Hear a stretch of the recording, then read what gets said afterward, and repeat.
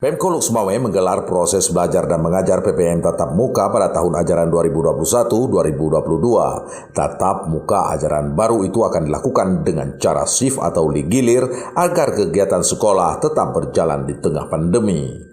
Kepala Bidang Pendidikan Dasar Dinas Pendidikan dan Kebudayaan Luk Sumawe, Abdul Malik mengatakan, PPM tatap muka terpaksa diberlakukan di sekolah karena pelajar cenderung lalai di rumah seperti keluyuran, kecanduan handphone, dan berbagai persoalan lain.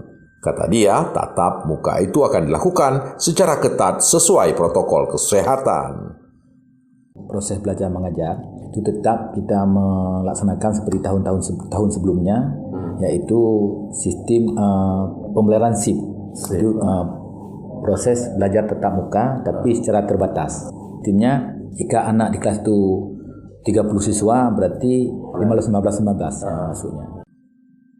Berdasarkan data secara keseluruhan, jumlah pelajar di Luk Sumawe mencapai 25.473 orang, di mana untuk sekolah dasar SD berjumlah 17.804 siswa-siswi dan sekolah menengah pertama SMP 7.669 siswa dan siswi. Dari Kota Luk Sumawe, Erwin Jalaluddin melaporkan untuk KBR.